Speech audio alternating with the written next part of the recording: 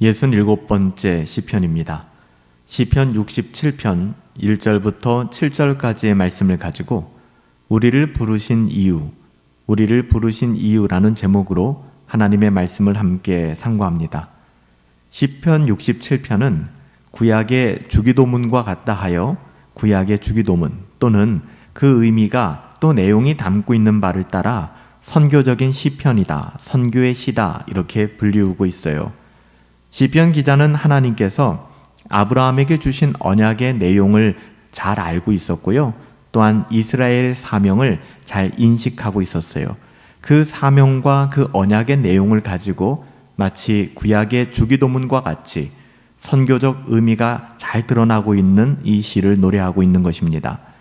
아브라함에게 하나님께서 주신 언약의 내용을 여러분 기억하십니까?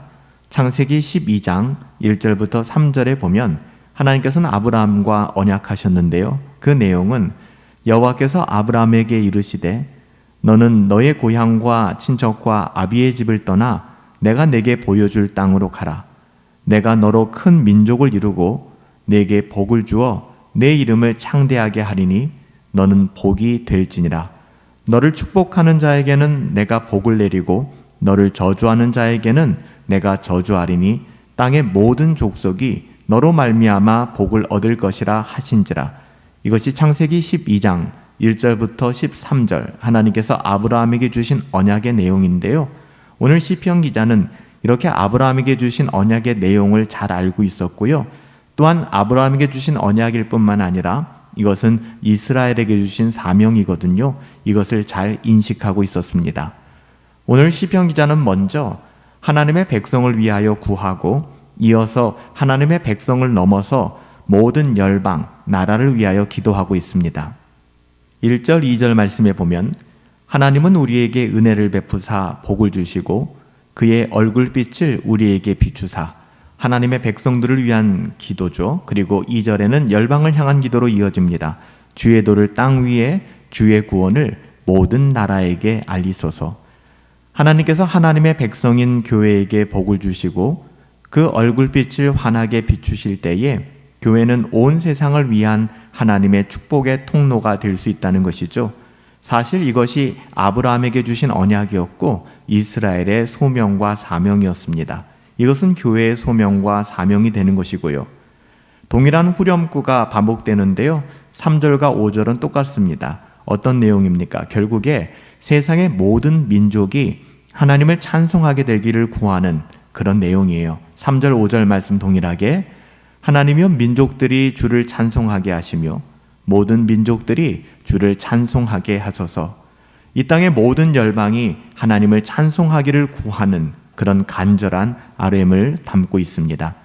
시편 기자는 역사의 마지막에 있을 세계 선교의 성취를 바라보는 것 같아요.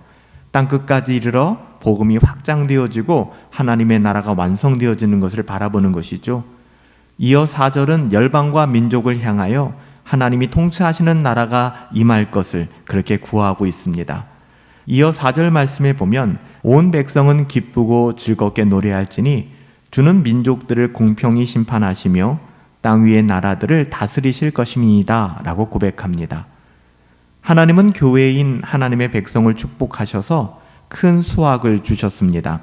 이 축복도 땅끝이 하나님을 경외하게 하시려는 목적으로 연결되어져 있어요.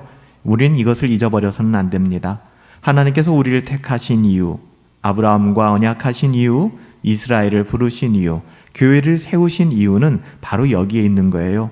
하나님을 경외하게 하기 위하여 땅끝까지 이르러 복음의 증인되는 삶을 살아가게 하기 위하여 하나님이 자기 백성에게 주신 기회이기도 하거든요. 6절 7절에 땅이 그의 소산을 내어주었으니 하나님 곧 우리 하나님이 우리에게 복을 주시리로다.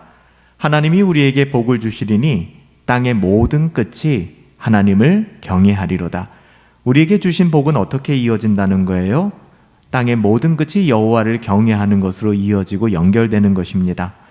시편 기자의 마음은 하나님께서 교회를 축복하사 온 세상이 하나님을 경외하기를 구하는 마음으로 충만해져 있습니다.